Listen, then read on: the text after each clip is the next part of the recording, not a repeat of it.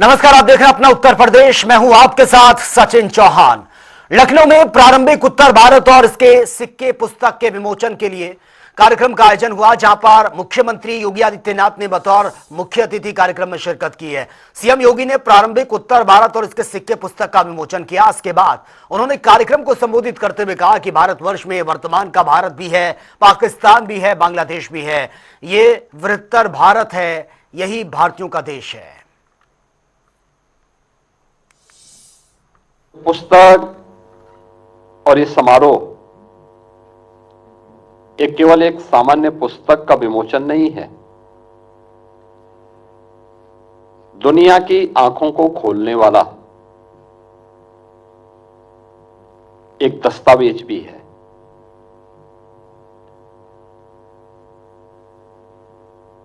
हम इस बात से पूरी मजबूती के साथ कह सकते हैं कि महाभारत जिस भारत के बारे में कहता है कि दुर्लभम भारतीय जन्म मानुषम तत्र दुर्लभम, यानी भारत में जन्म लेना दुर्लभ है और उसमें भी मनुष्य के रूप में जन्म लेना तो और भी दुर्लभ है।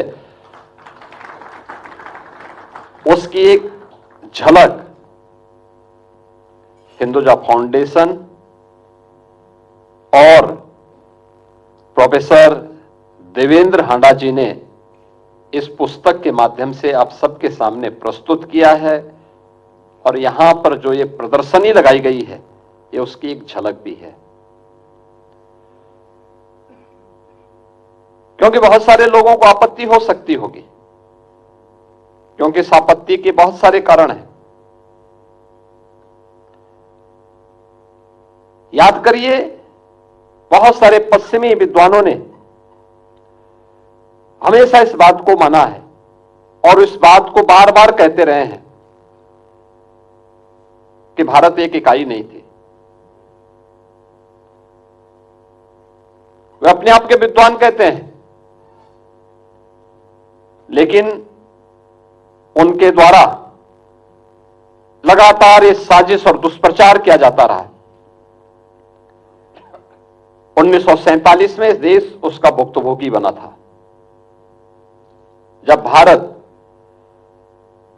के दो अभिन्न हिस्से भारत से अलग कर दिए गए थे।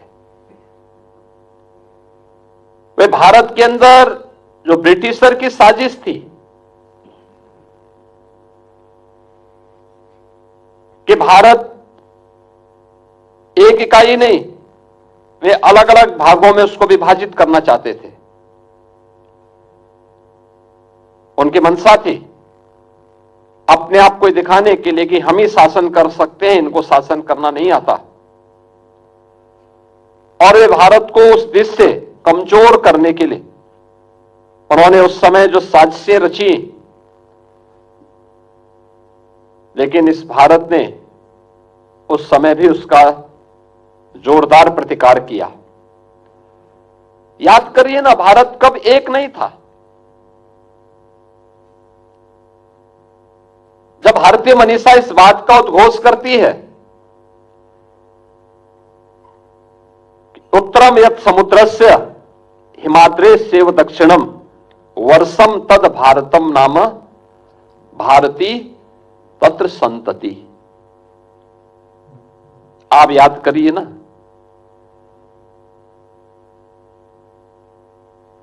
यह जो श्लोक है यह ब्रिटिशर ने भी नहीं दिया है और इस्लाम ने भी नहीं दिया है।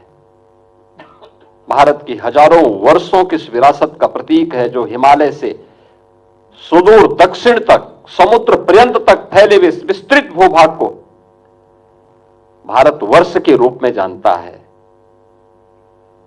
यह भारतवर्ष जिसमें वर्तमान का भारत भी है, पाकिस्तान भी है, बांग्लादेश भी है, ये बृहत्तर भारत, यही बृहत्तर भारत, यही भारतीयों का देश है।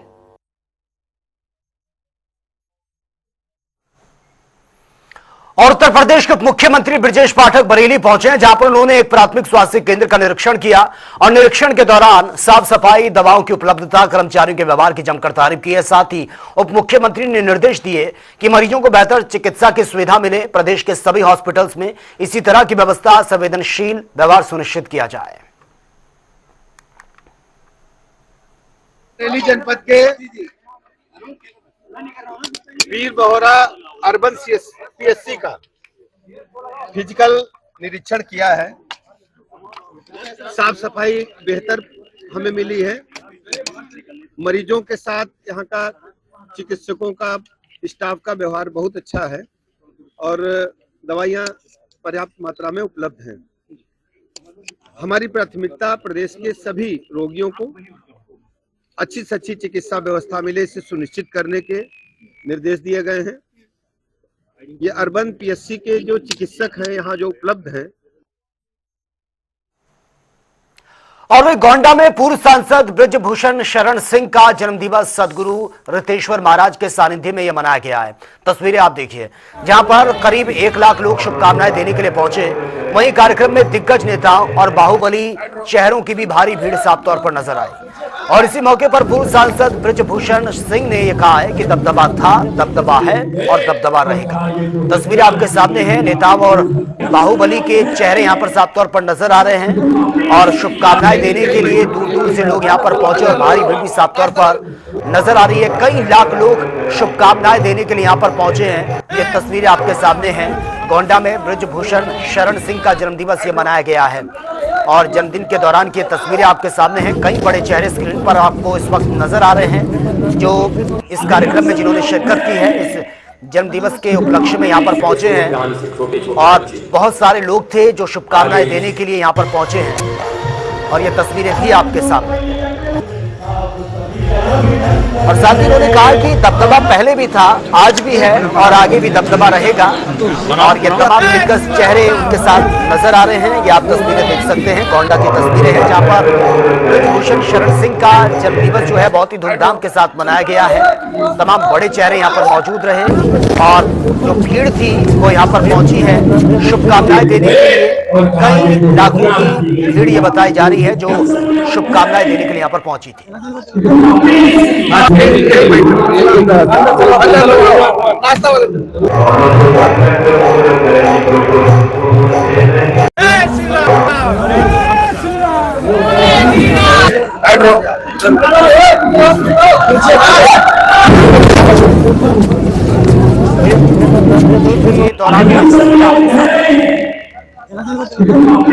सुनो ध्यान से, छोटे छोटे बच्चे आगे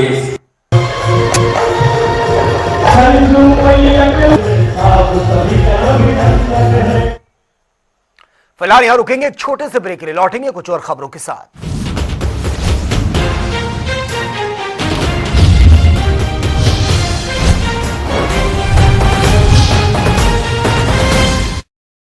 हर रोज हो जाता हूँ लेट, साफ नहीं होता है मेरा पेट। अब भी मजा आएगा ना वीडियो। पेट दबा, रोग दबा, सबको पता, फिर तुझको नहीं क्यों पता? अबे घोचू, अक्खा इंडिया को मालूम है, पेट दबा हर रोग दबा एक ही जगह।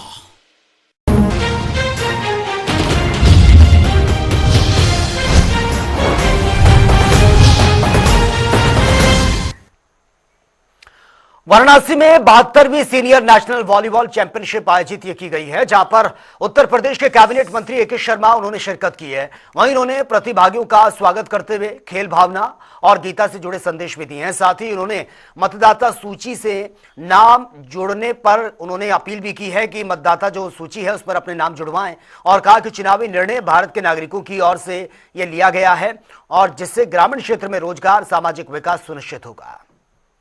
सभी भारत के प्रदेश के सभी नागरिकों से अपील करता हूं, आपके जरिए विशेष रूप से अपील करता हूं कि ये हमारा नागरिक धर्म है, नागरिक कर्तव्य है कि हम ये सुनिश्चित करें कि हमारा नाम मतदाता सूची में हो, क्योंकि जब तक हम वोटर नहीं बनेंगे, आपको याद है कि चुनाव के समय हमारा चुनाव आयोग विशेष प्रकार से कैंपेन चलाता है कि लोग अपना वोट डालने जाएं, वोट डालने निकले।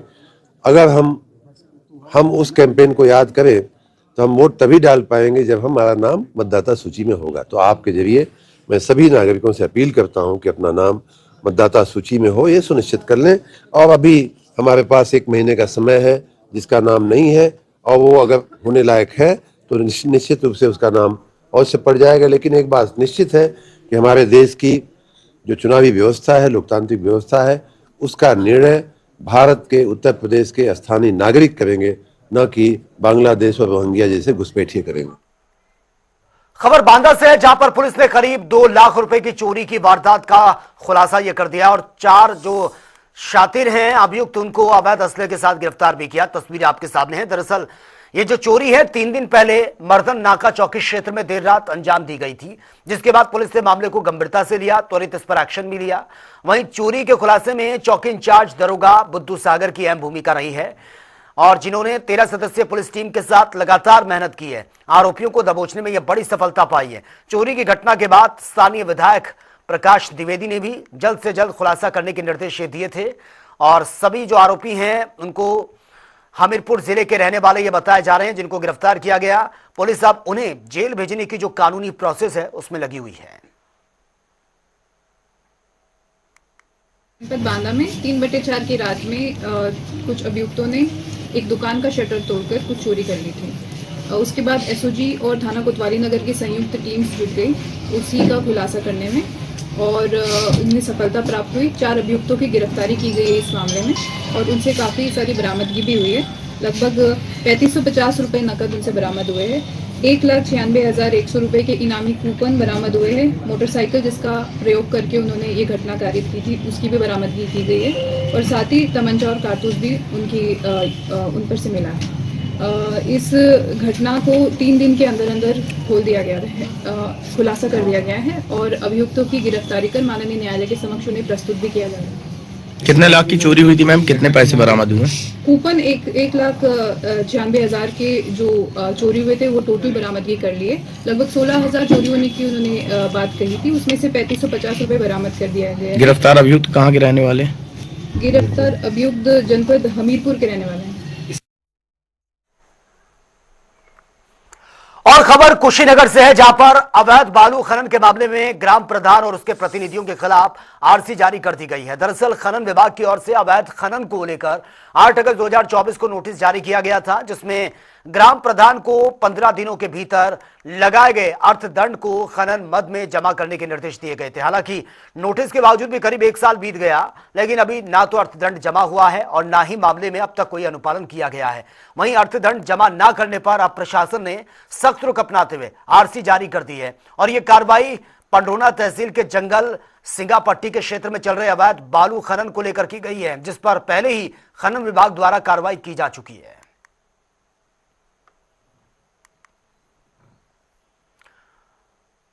और इस खबर पर ज्यादा जानकारी के साथ संवाददाता आदित्य पांडे फोन लाइन पर हमारे साथ बने। आदित्य, कुशीनगर में अवैध खनन का यह मामला है, जिसमें जो पुराना मामला ये है, लेकिन अब उसके बाद दोबारा से एक्शन लेने की बात सामने आ रही है। अर्थदंड का जिक्र और जो उसके रूल रेगुलेशन है वो भी फॉलो नहीं किए गए। जी बिल्कुल, आपको बता दें कि पंडरौना तहसील के जंगल सिंगापट्टी का मामला है कि जहां पे 1 साल पहले वह बालू का खनन हो रहा था, जिसको लेकर के खनन अधिकारी ने मामले की जानकारी लिया और 92,000 रुपए का अर्थदंड लगाया। आपको बता दें कि वहां ग्राम प्रधान प्रतिनिधि और ग्राम प्रधान द्वारा अवैध खनन किया जा रहा था। जब ग्रामीणों ने इसकी शिकायत की तो खनन अधिकारी मौके पहुंचे और मामले की जांच करते हुए वह पाया गया कि वहां अवैध खनन हो रहा है, जिसके बाद खनन अधिकारी ने जांच किया और 92,000 रुपए का जुर्माना लगाया। वहां नोटिस तो उन्होंने जारी कर दिया 8 अगस्त 2024 को, लेकिन 1 साल बीत जाने के बाद भी अभी तक उसका जो जुर्माना है जमा नहीं हुआ। कहीं न कहीं खनन अधिकारी द्वारा लापरवाही की जा रही है, जबकि तहसील प्रशासन द्वारा बताया गया है कि कोई भी तहसील में आरसी अभी नहीं आई है कि उसकी वसूली की जाए। तो कहीं न कहीं लापरवाही खनन अधिकारी की दिख रही है और ग्राम प्रधान प्रतिनिधि को बचाने की कोशिश खनन अधिकारी कर रहे हैं। जी लेकिन आदित्य, अब ये मामला दोबारा से सुर्खियों में आया है और अब तो ये इस पर सवाल भी उठ रहे हैं, क्या इस पर एक्शन होता हुआ नजर आएगा अब आगे, या फिर ये मामला फिर दोबारा से दब जाएगा? जी बता रहे आपको कि यहाँ कुशीनगर में खनन अधिकारी लगातार चर्चे में है। यहाँ 1 साल होने के बाद भी वसूली न होना कहीं न कहीं खनन अधिकारी और खनन विभाग पर सवाल खड़ा हो रहा है। वहीं तहसील प्रशासन इस मामले को लेकर के बता रहा है कि जब इसकी आरसी हमें मिलेगी तो हम उसकी वसूली करेंगे, लेकिन अभी तक 1 साल बीत जाने के बाद भी अभी आरसी तहसील पदरौना में नहीं आई, तो इसका माना जाए कि यहाँ कहीं न कहीं खनन अधिकारी की लापरवाही है। जी ठीक है आदित्य, बहुत बहुत शुक्रिया फिलहाल आपका तमाम जानकारी के लिए। चलिए आगे बढ़ते हैं बड़ी खबर के साथ। कानपुर देहात से इस वक्त की बड़ी खबर सामने आ रही है। कानपुर इटावा नेशनल हाईवे पर तेज रफ्तार बोलेरो का कहर देखने को मिला है। हादसा जो है सीसीटीवी कैमरे में कैद हुआ है। रोंगटे खड़े कर देने वाली तस्वीरें सामने आई हैं और फिल्मी अंदाज में कई बार बोलेरो गाड़ी जो है वो पलटती हुई भी नजर आई है। वो वीडियो हम आपको आगे दिखाने जा रहे हैं। ये देखिए, ये बोलेरो गाड़ी आप देख सकते हैं, तेज रफ्तार और उसके बाद ये पलटती भी नजर आ रही है। हादसे के तुरंत बाद राहगीरों ने तत्परता दिखाई है और घायलों को तुरंत अस्पताल में पहुंचाया है। सभी घायलों की जो स्थिति है फिलहाल वो इन कंट्रोल है। मौके पर पहुंची है पुलिस, मोर्चा संभाला है।